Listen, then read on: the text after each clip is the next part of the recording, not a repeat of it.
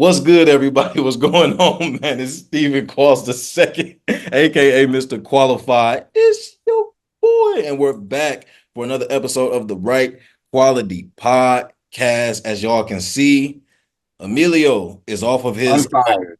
he unfired. He's off of his leave of absence for his Yes. unhingedness. But yes, we have a bit of a full docket, a lot to get into. Have to start with this is somber news. Damn. It's not the most somber news we'll talk about, but it is still somber news. The retirement of one of the Oh, one of the biggest what if greatest, still great, but one of the biggest what ifs ever. Derrick Rose announced his retirement. one of the greatest Bulls players that ever existed, not named Michael Jordan or Scottie Pippen or Dennis Rodman or Carlos Boozer. Facts. Um, he said facts to Carlos Boozer. Note that team. Uh, but yeah, he's done. I He think this put is that one of in those where it's there. like Ben Gordon. I think it's one of those where it's like, we kind of knew that there is of an unofficial retirement where it's like he hasn't played in a bit, or at least at his level that we know D Rose to be at. And I feel like, it was his time. His career has definitely had its ups and downs.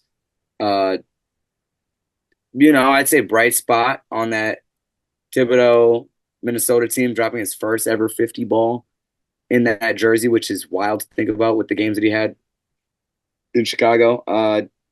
But yeah, one of the greatest hoops mixtapes I think we'll ever see from one of the greatest what if players if that man did not play him the last 1 minute of a game they're playing the Philadelphia 76ers that he had no business being in. Uh, Unfortunate. I wish we actually knew what his full potential was, but uh, you know, as those Pops commercials would say, the world may never know. Crying. But no, bro, that's extremely valid. I think it's long been talked about, what discussions we will be having if he doesn't get injured at that time. I think what we saw from him in those 3 or 4 years before the injury, was it three maybe? I think maybe something like that. I don't remember the year he got injured exactly, but it just happened so early, but he was already on such a meteoric rise. Like I'll never forget the early conversations of who was better, him or Westbrook, right? And we look at the career. And I remember that was a blasphemy question too at the time when it was like that was when Russell was like popping off. I remember like it was just like, young and athletic, but it was like, no, like he's not Derek. He's nowhere near Derek. How dare you question that? Because that's the level that Derek Rose is on, you know? Absolutely. And so when you look at the career that Russ was able to have, obviously you can't compare what ifs, but it's the idea that we knew who Derrick Rose was before Russell Westbrook reached his prime.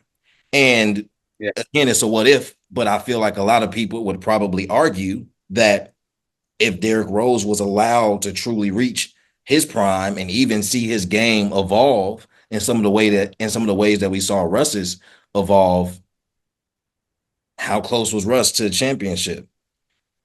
How close was that Chicago Bulls team to really being able to compete, if fully healthy, before things go left. So um happy to hear about his retirement from the standpoint that he gets to enjoy his life after basketball.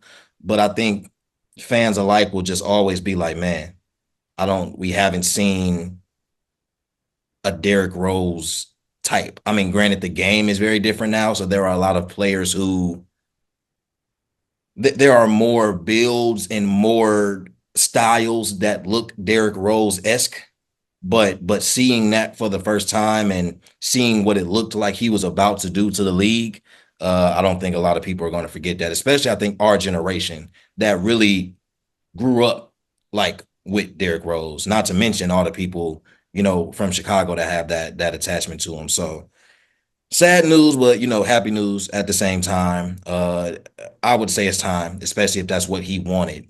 Definitely not a bad curtain call, whatsoever. It made one of the greatest Lil Pump songs that ever existed. The greatest little pump songs. What song you talking One of the only. What song are we talking I about? mean, as he said in the chorus, D Rose, D Rose, D Rose, D Rose, D Rose, D Rose, D Rose, D Rose, D Rose, D Rose. It's poetic. Anyway, rest in peace to Dikembe Mutombo. He would be Um, proud. did not realize that he was dealing with brain cancer, but so young, man. 58 is Yeah. that's young and just extremely unexpected. And So he definitely kept that one under wraps. Like I feel like he's been still out and about for the last couple years, kind of sort of, and definitely kept that one close to the chest. I this one was not fun to tell the coworkers about. Just like you don't want to see one of the greats go out like that. You want to always be in health, old age. That one is that's a shot to the entire NBA world because I mean he was such a light. He did so much more outside of basketball too, just like as you know, bring basketball to Africa the way he did, and like kind of continuing the game out there. Like I don't know, he was one of one, and he was funny. Like definitely like one of the best personalities the game has ever seen.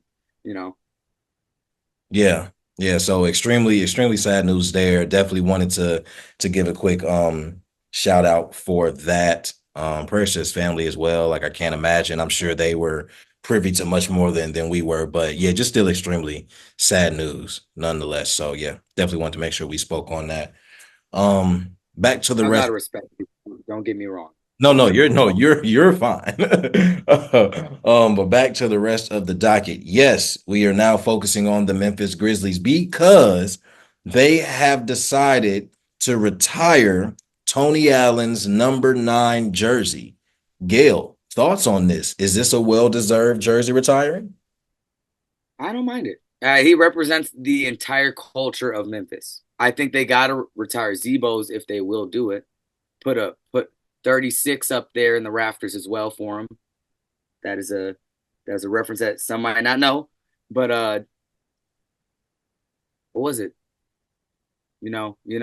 Weight was hidden for that man. And I'm not talking about off-season workouts. But Tony Allen, that's a deep cut right there.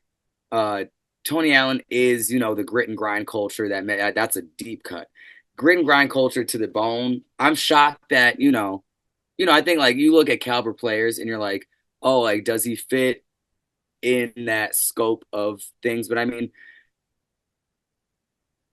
hell, who else is going to retire out there in Memphis? Uh, Mike Conley sure as hell did his thing out there, but I mean, like, if you're talking about an identity and what he represents, that's something that is going to continue, I think, throughout their franchise in terms of what they embody. So, I'm not mad at it. Like, I've seen worse jersey retirements. Yeesh. No, that's fair, and that's a great point. I think Conley would have been on that short list of names that I probably would say could definitely be in the conversation of being retired as well. But I think Conley falls in an interesting place. I mean, if Memphis was to do it, I don't think that anybody would bat an eye or be surprised. But also, I just No, think you made a great point about like fit and culture, and not saying that Mike Conley didn't fit that, but I think that Tony Allen is just more of a representation. Um, but I don't know. I wouldn't have thought that Tony Allen would be the first jersey like out of that group to be retired. I would have thought that yeah, maybe Zach Randolph would be first. Maybe him and Conley before Tony Allen. But I mean, he's in that mix. He's definitely one of the pivotal pieces and one of the fixtures of that rise in the team and in the organization. So yeah, I'm not mad at it either. I just thought it was interesting. Felt like it was a little bit random as well, but as is you the know. case with many things. But then you're gonna retire, three jerseys for a team that never won anything. Like at least Tony Allen has, a chip to his name. He's got pedigree. That's He's fair. got, like I said, I think that's what made me not bat my eye as much in terms of like what he did for that team. And like if there is no Tony Allen, do they have that grit and grind culture like they did? You know? Probably not. Definitely not as solidified as it was for sure. Even KD fits in the playoffs. Like we do not remember. Like there's another side of the ball other than offense, Yeah. chips mean a lot though. Like so him having that chip definitely, I think if nothing else, like kind of is the nail in the coffin of why he got the jersey retirement. That's fair. That's fair. Good analysis. Good analysis. Okay, so you want to break down a list for it? Do you want to break down a list first, or do you want to break down a trade first? I'm seeing the list one because we need to still. I need Ashley here for that last one actually because I know what I said and it came true. But you're taking onus over, it, and I need our mediator because she sent a text, I'm but it was vague. She said, "I do remember you saying something about it," but she didn't say who. I'm not taking onus of it. I'm just saying that when I presented it as a hypothetical trade that I saw, we all like you both were like, I don't really see it. It doesn't make sense. No, no, But no, I no. do All right, but I we're do talking vaguely straight first remember, I do vaguely remember you saying, well, if it did, or it could look like this. So I'm not saying you were completely off the bandwagon. I swear I when we were going through trade packages, I swore it was gonna be after I said Giddy for Cat, and I was like, what about we So gotta you're talk about saying, trade so you're Julius saying Randle for Cat. this was before I brought up the hypothetical, is what you're saying. Because I brought up the hypothetical I more swore recently, like after the playoffs. because I was throwing some ish at the wall, and I remember one while I was like trash for trash. I was like trash for trash. No one's gonna be happy with it, but at the end of the day, they get a new start. Like his mom said, new haircut, new team, new him. Okay. I So, all right, we're Julius Randle for Cat. Let's talk about it. Also, why would they ever throw Dante DiVincenzo in there? somebody had to go. Somebody had to go with him. But I mean, the Villanova Knicks just started. What do we, Somebody was losing minutes. but I mean, you lose Well, Hartenstein, one of your best glue guys, and then you're going to lose Dante, one of your best glue guys, energy guys. Like, he was just starting to put up like 30 a game. And now it's like you're sending him to a log jam at guard in Minnesota already, where he's probably going to come off the bench. But it's like, it seems like a lose, lose, lose. Like, you might as well just trade a cat for some cats that they could all pet at the game. And you could have just traded JR for JR Smith at that point. Because I mean, they're both not. I don't know. I don't know. It so just feels like a big hustle backwards, a hustle lateral movement for both of them. I don't think that the moves are necessarily lateral, right? So I'm not the trade does not make sense to me. Let me start there, right? The trade does not necessarily make sense to me. However, At all. when this was presented, right? Like when I went on my Julius Randle rant, everybody had been saying we don't know what this looks like. We're not even sure if this works necessarily. Julius We Randle. don't for Randle. We don't know if Julius Randle even wants to be there. But for whatever reason, I did not realize so many people were like off the Randle hype train. Not that it had a lot of steam to begin with, but I always thought that Randle was a reliable player for the most part. Did he have his struggles in the postseason? Absolutely. But he's a really good piece, especially if he doesn't have to be your number one guy. And I don't think that Randle necessarily wants to be a number one guy. I just think that he wants his touches. Now, is Cat the more skilled player? Yes, I will give Cat that. Do I think that Julius Randle like doesn't fit with the Timberwolves? I don't think that's the case. I think he does fit. I think mentality wise, I think demeanor wise, I think him and Cat will not Cat. I think him and Ant will get along. I think they will gel. Will they have to figure out the basketball part? Naturally, right?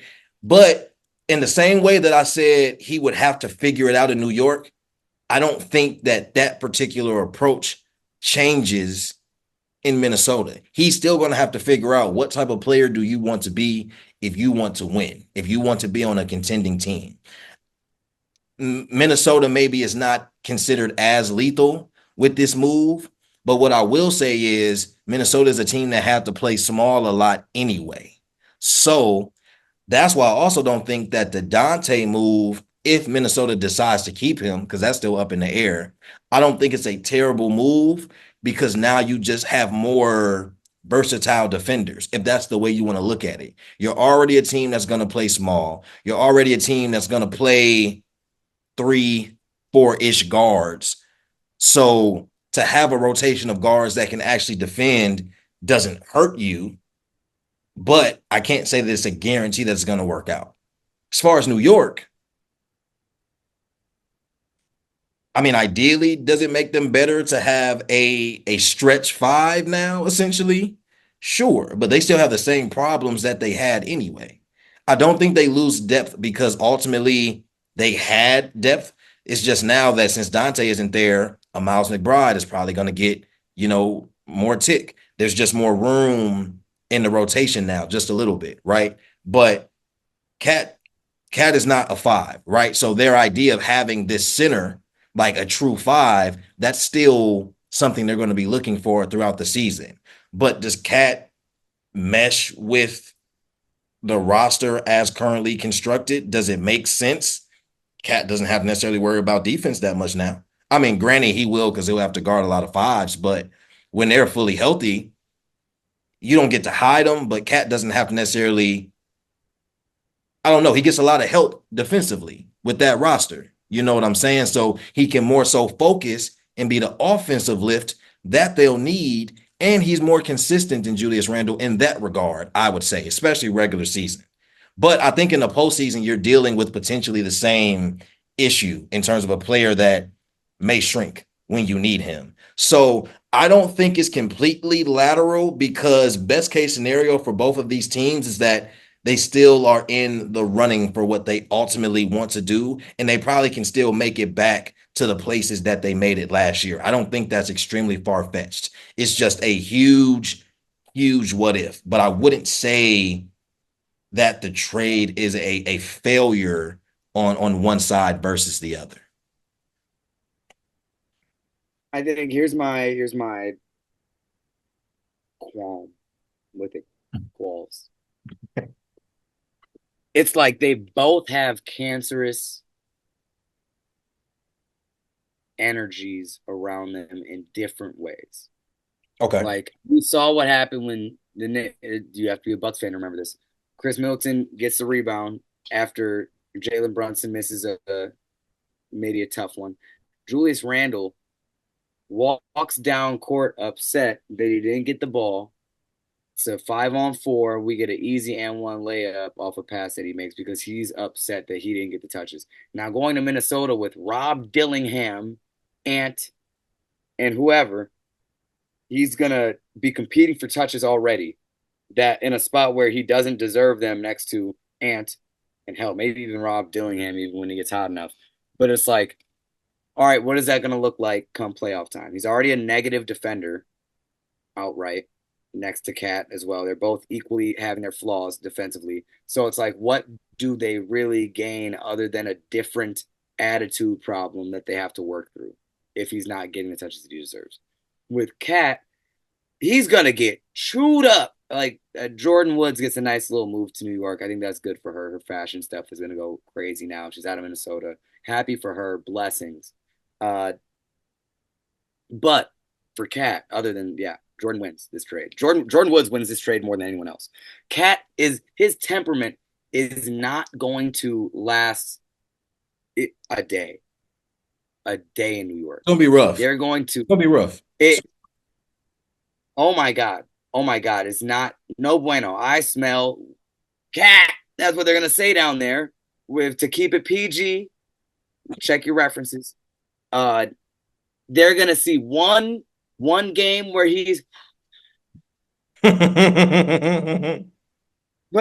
and they're going to they're about to jump on that man. Like they bing bong. Get this so they're about to. I'm telling you, it's gonna take one game. You could have some good ones. You could have some like this man has dropped 60 before. He's a talent. He's a very skilled big. But I think that temperament, they let it last in Minnesota for how long? And I don't know if it gets far in New York. I think that they lose, like they already lost one of their best key glue guys in Hardenstein this summer. And now it's not like you're getting any better on the scrappiness defensive edge. You still have Josh Hart, but then you lose even Chenzo too on that tip. It's like okay, does Mikal Bridges get relegated back to his role that he was in Phoenix, and he has to play that glue guy role again, What's or wrong with that you know though? huh? What's wrong with that though? There is nothing wrong with that, but he was already taking a leap, and why would we set him back to sit in a corner and just play defense when it's like we've seen his skill set develop a little bit more in Brooklyn, and now we're going to I just don't see the vision for either side. Like I said, it seems very lateral and it seems like, a let's see if it fits move, but I don't think that any one team gets a struggle or a problem solved in this. It seems like they get a new problem to solve in a new space. And it's like, yeah, we have to wait and see, but it's just like, do either of these teams have the fortune to wait and see and not build off better? It's like OKC, at least you can see in their moves. It's like, oh, they had a plus defender in Caruso next to Shea, and then they got rid of like that more of a log jam at guard, and now they freed up space for uh they have two Lou Dorts now where you can just have one off the bench if one gets in foul trouble, and then J Dubs gets to be freed up on the ball now, which was needing to happen because playing next to Giddy or behind Giddy wasn't doing them a service. So it's like at least some of these other teams that we've seen make moves, there's a clear goal in mind, and these just seem like, well, you could have them. We're not that mad about it, and it's just like now we have to see, can they figure out their attitude adjustments at the right time? Because in the playoffs, Cat can't have those meltdowns. And in Minnesota, they can't have a guy that's upset that he's not touching the ball next to Anthony Edwards. So I definitely understand the argument for lateral moves. I'm not really disagreeing with the idea that there's a swap of similar like issue level, right? But I think that that is solely looking at it from a worst case scenario standpoint. I do think that there's a best case scenario. I do think that there's a bit of a higher ceiling than the floor in terms of where both teams were last year. Now, to your point about Randall, I think that Randall was going to have to address this touches thing for himself regardless. Because if he was in New York, he was going to be, I mean, when they're healthy, maybe he's three, depending on how Tibbs feel. Because I personally would probably say Brunson. I would say Mikael would get touches before Randall would, me personally. If you're talking about somebody to go and create their own bucket, you can consider them even. I'm not taking away from what Julius Randle is good at, but like the point you made, we've seen Mikael, we've seen his game evolve and we've seen his skill set evolve and what he can do. And I trust that just as much. You know what I'm saying? And I think that Randall could benefit from being off ball, but that's all on him and his mentality. But I think that's something that he would have to face regardless. So I don't know. I wouldn't look at it like, oh, in Minnesota, this is going to be an issue. I would have the same challenge of like, okay, well, do you want to win? You're going to have to be a different player and more than likely take less touches if you want to win. And it's not like you're not in a position to win. So what are you going to do? And with Cat, I think Cat I don't think Cat is going to have a problem necessarily with less touches. Hell, that might put Cat at a little bit more ease, and he may feel even a bit less pressure, if you will. But also, I think a lot is going to come easier for Cat because in Minnesota he was obviously the number two, right? And Yeah. still got a lot of attention off of that. Still got doubled from time to time. You won't really be able to double Cat in New York. And if you are going to choose to double Brunson now, I mean, Cat's, we joke all we want. Cat's too lethal of a threat for him to be the man that you just leave and live with. So you're going to leave Cat, you're going to leave Mikhail, you're going to leave OG. Like, you don't really have a lot of options. Like, it ain't like any of them are knockdown shooters per se, but they're all enough threats to where you don't really benefit from doubling anybody out of those four or whoever the fifth is, on the floor. So it looks extremely weird right now. I think everybody can agree with that. But I think if we're looking at it from the standpoint of what could be the ceiling of both teams, it depends on the players. It depends on a lot of big ifs and a lot of intangibles. But I do think that both teams still could be successful with this move. It's just it's probably going to be one of the biggest ifs of the season that we won't be able to say anything about truly until their seasons end. I think they could have at least waited till All-Star break to see if things don't work again and see if they can work out. Like I think Julius Randle playing his old role of like cleanup man and tip man in New York would have worked perfectly with Isaiah gone. And I think that Cat could have figured out their two man with him and Rudy was working out very well. But like I said, Nas can play that role just as well. I think that if there's any team that wins this, I think New York wins this a smidge more somehow, some way, even though they gave up Dante 2 to Minnesota, just because of what you said. I'm thinking of him next to Mitchell Robinson if healthy. I think that's a solid duo defensively and him stretching the floor out for them while Brunson plays his little back to the basket game too. I just think that with Minnesota now, it's just almost a problem of having too many pieces. Like, is there a case of being too deep in terms of like Nas staying six man now, or do you have Oh, you Julius play start six them. man and now with your guard rotation, like Nikhil Alexander Walker was significantly better, and now Dante comes off the bench then when he was, and you already have Rob Dillingham and you're trying to acclimate and play point. It's like I think actually that's fine. I think Nikhil and Ant starting I think is actually best, and then you have Dillingham and DiVincenzo off your bench, Yeah. and then Nas still comes off the bench with Julius starting next to Gobert. Julius next to Gobert is just I don't know. So no more anecdotes on the Cat Julius Randle trade. Everything was said that needed to be said. Yeah, I'm tired of him. Get him out of here. I'm not compelled by it. Yeah, I'm upset. I think that they were building a nice little culture over in Minnesota. I think it, like I said, just let them get to a little bit through the year to see how they start gelling again and what they look like. Because I mean, Minnesota was a virtual one seed, and they just kind of choked one against Dallas. I don't see how this helps them beat the team that got them out of there. I think if anything, it makes them worse to beat the Nuggets, and I don't think that. Yeah, I don't know. Yeesh. I Yeah. I'm not gonna say the jury is out on Julius Randle. This is not me saying that he's a player that's better than what we all think or expect, but I think it's all about his commitment to winning. And if Julius Randle really wants to win and take advantage of being in a situation to win, knowing that he's playing alongside of Anthony Edwards, seeing where that team got last year, it will come down to him. But I'm going to see how that plays out since this is where we are. I don't disagree that they could have waited, but ultimately, for teams like that, I don't think those are moves that you make or that are going to feel any better if you wait to make them. Like if for whatever reason they were already thinking about it, the same way we mentioned at the trade deadline, like do the Timberwolves think about moving Cat? That was never about is Cat a terrible player? It was all about okay, is Cat the fit or is it supposed to be somebody else? Of course, Julius Randle doesn't look like an upgrade on paper, but we don't know what that fit is. We don't know what that allows for. We truly don't. You know what I'm saying? So it's still all yet to be seen, but shall be an interesting season indeed, especially for those two teams. For those two teams, a lot will be spoken about in regards to how they're doing and where they ultimately end up. It will all come back to this trade that was made right before training camp, which people need to learn from us. Those are never good times to make trades right before training camp. Like it never bodes well, typically, but I digress.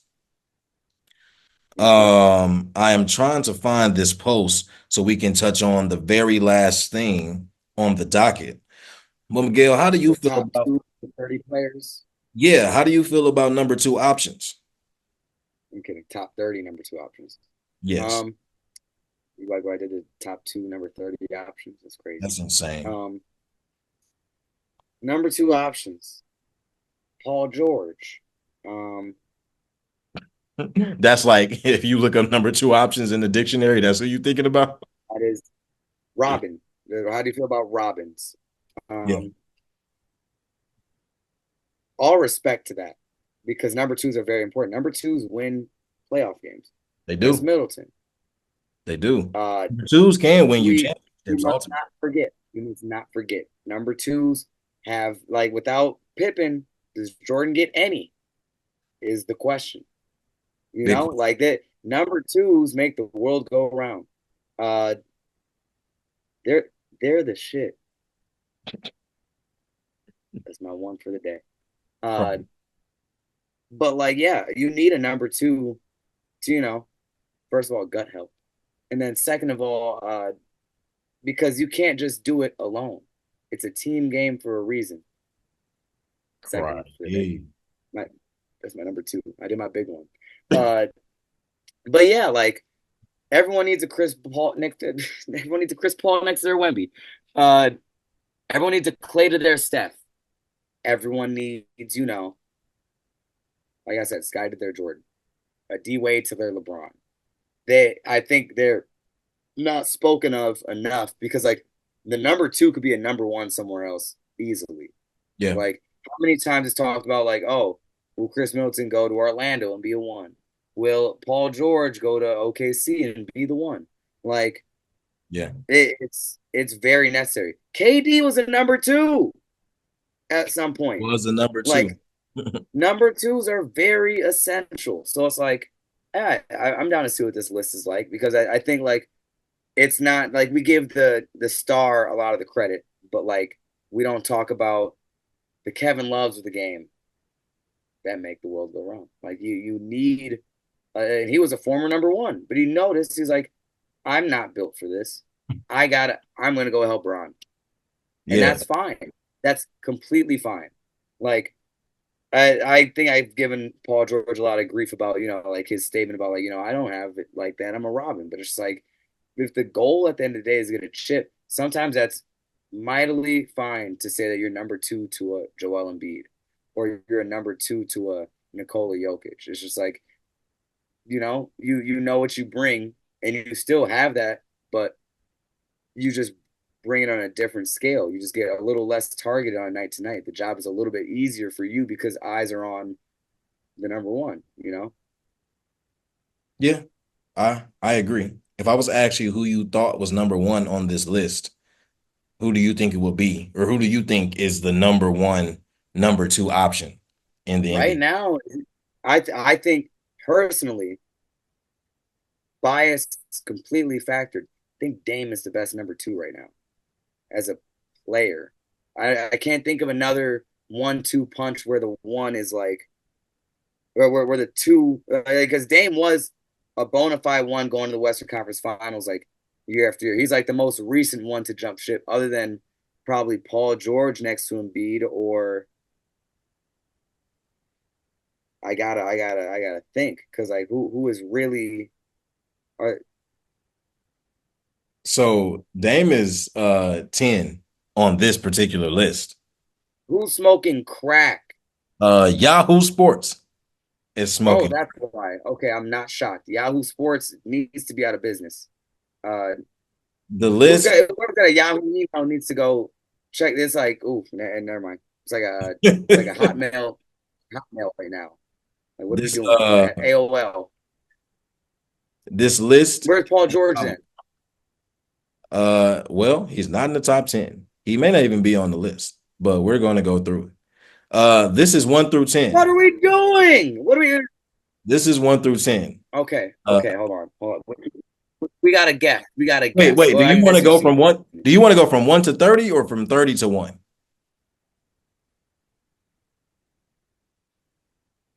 this list is already so bad. Well, they probably got Jamal Murray on there. They probably Jamal. got Jamal Murray number two. He's fifth. Where is he? He's fifth. This is crazy work. One chip does that. Which order do you want to go in? I want to be upset first So you want to go 1 to 30? because there's going to be numbers at 30 where it's like, what are we doing? Sure. Okay. Oh, okay. Jaylen Brown is one. I bet. No, he's 3. Got top tier glazing on here. I know it. Jaylen Brown is 3. We're getting closer. All right, we're getting closer. Let me cook. I'm joking. AD is 4. AD is 1. Top tier glazing. AD is number 1. Absolutely did. That man is here half the season. He did play a fuller season last year. He And we have did. already First talked time. about we have already talked about his skill set. So we are talking about a healthy Anthony Davis. This is not necessarily far-fetched. However, I do understand where your resentment with that comes from. I think LeBron's the best number 2 in the game. That's insane. Number 2 is Devin Booker. Number 3 is Jaylen Brown. Number 4 is Bam Adebayo. I know how you feel about this, and you're not gonna I go on. love Bam. No, I love Bam. I know. I ever since shouts out Asia Wilson. Shouts out her boo. He's gotten so much better since getting with her. Uh, Insane. Insane. Bam is tough. Bam is certified tough. He got rid of those elbow pads now. He's cutting through the air a little bit quicker. Jamal Murray is 5. Sabonis is 6.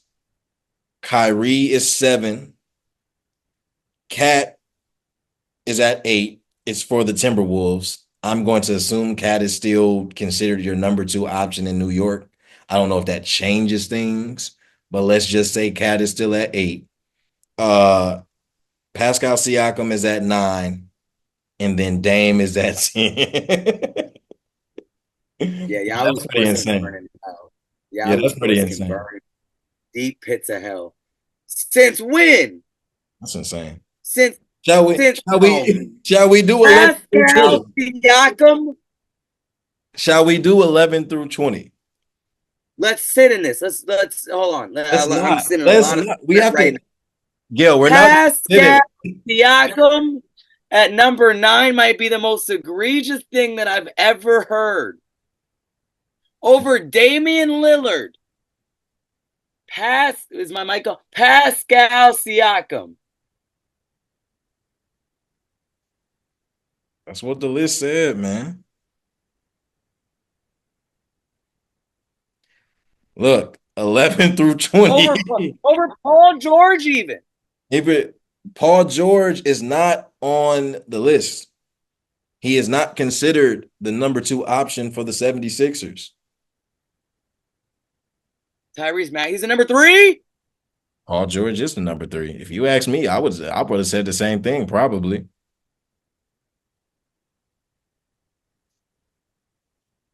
I mean, do you really think that Paul George is going to be the number 2 option in Philly?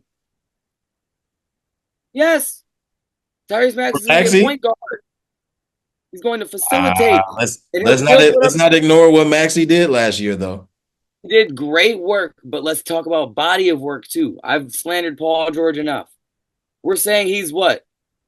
What was the third one? I don't think it's by talent though. I don't think that at least for Philadelphia solely. For Philadelphia solely, I don't think Paul George being a third option is talent based.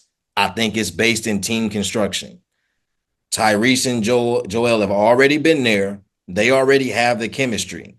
I can easily see PG coming into a role where, yes, like offensively, he'll still be capable of doing what we all know that he can do. But could I see him being more of a facilitator?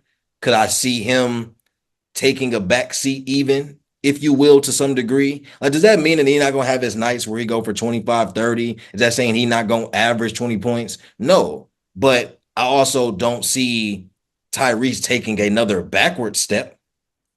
I don't see why you would stunt his growth and evolution with where he is in his career. So Tyrese being the number 2 option makes sense to me. Like, we can get technical all we want, but it's not like Reese not going to have a ball in his hands a lot, and not just as a facilitator. He's going to be expected to make decisions as well, which are going to include knowing when he needs to go get a bucket. Especially when you consider that because of team construction, he's going to probably get more of the open looks or matchups, because who are you likely to double first out the 3? Joel first, PG second, if it comes to that. But what does that mean? But that's why I'm saying the second option isn't based off of talent. Second option could be based off of situation. So Chris Middleton's our number two. If the team was constructed a certain way, the Bucks are different though. The Bucks are different though. Which it is, which it has been. Yeah, like, but the Bucks are different. I mean, it's the same way that it's better if you look at it when Drew and Chris were there because they could have easily flip flopped as second options. They did flip flop as second options. Now, I'm not necessarily comparing Drew and Chris Middleton to Tyrese and PG, but from the standpoint of if you're not speaking extremely technically, what a second option can look like for a team, I'm not mad at Maxey being the choice for second option. But if Paul So George Max is was the 11. choice, I would imagine he would have to at least be top 10. So Max is 11. Maxey's 11. Jaren Jackson Jr. is 12. Jalen Williams from the Thunder is 13. Julius Randle is 14. Brandon Ingram is 15. Harden is 16. Franz Wagner is 17. Franz Wagner? Oh man, he's Şengün is 18. It's crazy. Garland is 19. Miles Bridges is 20. 21 is Jeremy Grant. 22. Oh, Andrew Wiggins. 23 is Devin Vassell. 24 is RJ Barrett. 25 is Bogey in Atlanta. 26 is Vucevic for the Bulls. 27 is Tobias Harris, now with the Pistons. 28 is Colin Sexton. 29 is Dennis Schroeder, who is now with the Nets. And 30 is Jordan Poole. There's a lot wrong with this list. You ain't gonna redo it though. There's a lot wrong. You ain't gonna redo the list though. I'll redo it all. What's the order? Unbiased, I got to give it to the Finals MVP, Mr. No Left Hand. Prime. That's fair though. That's very fair. I think he should be number one. Okay, so we have Jaylen Brown number one. I think then after that,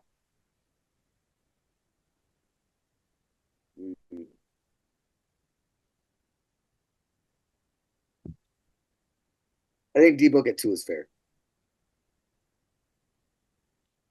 D-Book at 2 is correct. I think AD 3 Okay. is more applicable.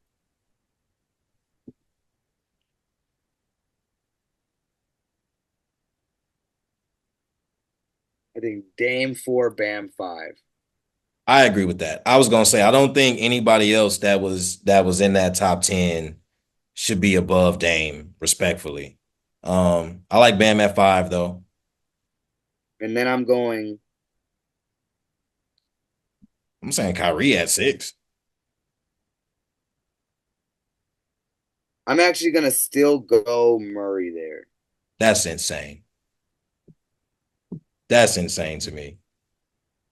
I think seeing what he's done, So Murray's a better number 2 to you? I think we saw the low. I think in terms of highs and lows, I think the lows go lower for Kyrie than they do for Murray. Really? I think there's still, yeah. Like from what I saw in the playoffs, especially, I think the lows went lower for Kyrie, where it's like some games he just was. I gotta fight you. I gotta He was fight. not there. He was not there in some games. The highs are brighter for Kyrie, but I think in terms of a number 2, Jamal, you can expect a consistent 17. Granted, Jamal had some stinkers. I'm not gonna condone any of those. Okay, so what are you basing the number 2 off of? Because I feel like for Jamal, it's easy to say that he looks better as a number 2 because of the way Jokic plays, because of how Luka plays. When Kyrie is in the number 2 position, it's going to look different because of the way Luka plays. Like he doesn't really allow for a flow for a lot of the other players, respectfully. Now, yes, no, you're not wrong on that. if they both have to be number ones, though, like if you had to move your number two to a number one, who do you trust more? Like, who are you picking? I do But not think that's you're not. picking But Murray. we're saying in terms of who's the best number two option. I know that, but Because number one, you could this list would be completely different for moving our twos to ones. Then the list is completely different.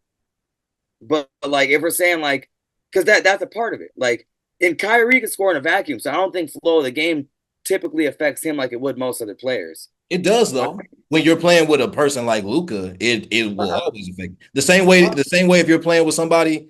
Now it looked a little different because I don't think it affected Kyrie that way with Bron, but that was also Bron being a different kind of player than Luca in the sense of like I don't know, the ball stick to both of their hands, but like not the same way. Like Bron will come off the ball and will easily defer. I don't think Luca defers in the same way. He hasn't gotten there yet. So I no, do it's it's a affecting trade off. Kyrie's game, You take it, I take it. You take it, I take it, or else I'm going to stand out here on the perimeter and not do anything. basically. You know what I'm saying? So, Right? but you're saying, are you saying that Jamal Murray fits the number two role better? Because that I don't disagree with, but I don't think that him fitting the role better makes him a better number two. I think if you have number one talent that happens to be a number two, that's still the better number two. That's how I I would look. get what you're saying, but I think yeah, I think when you say like best number twos in the game in terms of like how they complement other people on their team and So not you just so you're saying themselves. specifically to the position of being the Robin on a team. Yeah, I think Jamal and he still puts up some terrible shot selection that I do not like, and but I think he's a more willing facilitator. Not that Kyrie wasn't, but it's like we've seen games where it's like Kyrie will put up like zero in the first half, and it's just like where is he right now? Like it's one in the next where it's like it goes Jamal and Kyrie. If I'm gonna take a player personally, I'm gonna take Kyrie over Jamal, but just for this number two list in terms of who's serving that purpose well, and then I would have Maxi and then Sabonis and then Cat So that's the because same. like Is that 10? uh Yeah, that's 10. So that rounds out the 10, the top 10, I should say. yeah, because I think Maxi is like like you said, bona fide number two there, plays that role really well. Sabonis is the system. And then Cat, I think this year will have the chance to be a very solid number two stretching with Brunson and all the other pieces slashing, driving, cutting, and then him splashing at three on the outside. I think that's fine. Why the hell is Pascal Siakam anywhere near this? I'll take Jalen Williams over Pascal Siakam.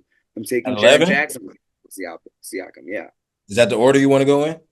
Yes. Like Jalen, Jaron, and then Pascal. I don't think that's terrible.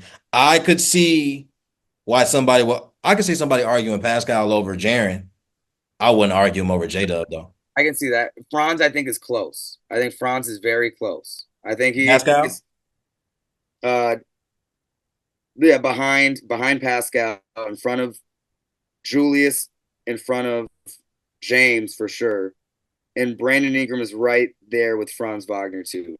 So you're I saying think he had an off year. so you're saying J Dub, Jaren, Pascal, Franz, then who?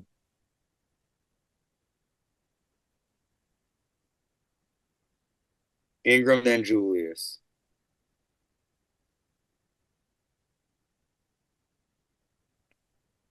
Okay, that's 16. So is Yeah. Şengün after Randall or is he before Randall? Şengün is after Randall. And then I'm James interested Harden. then. Who's the number one in Houston? It's Jalen Green. Fair. Okay, after Şengün, Then James Harden. Garland after Harden. Yep. Then Is Miles Miles Bridges Bridges. really the number two in Charlotte? Yeah, I guess it wouldn't be Brandon Miller yet, huh? not yet. And then out of all these people, I'm gonna take Vassell, then Bogdan,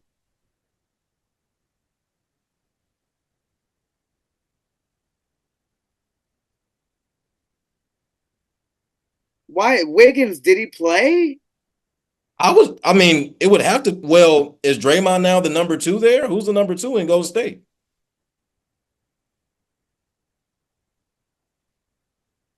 I guess it will be Wiggins, technically, as it at least stands going into the season. Take Buddy Hield before him. I mean, once Buddy Hield got traded, he had a relatively off year. So, No, yeah, damn, fall from grace for Golden State. What the hell? so Draymond, you know where he's at. He's at therapy. I'm taking Jeremy Grant, then Wiggins, then RJ Barrett, then Vucevic, then everything else stays the same. That's well, what it's. I think that's a better list, me personally, objectively. That the other man, some of them were crazy. That That's Yeah, that first list was kind of insane. I do think our list is a little bit more accurate though, for well sure. rounded. No biases included. But yeah, no, that's been the pod, man. Ashley will be back for the next episode. W playoffs are wrapping up. We will definitely check in on that when she gets back. NBA will be beginning very soon. By the time this episode drops, we'll probably be about 2 weeks out, and preseason probably would have started already. So yeah, that time is almost here. About to see me with braids soon. Shake them dreads, shake them. Yeah, no, but just shake them two strands. And on that note, as y'all can see, Miguel needs to go for a nap. But I until got then, a paw. I got a paw.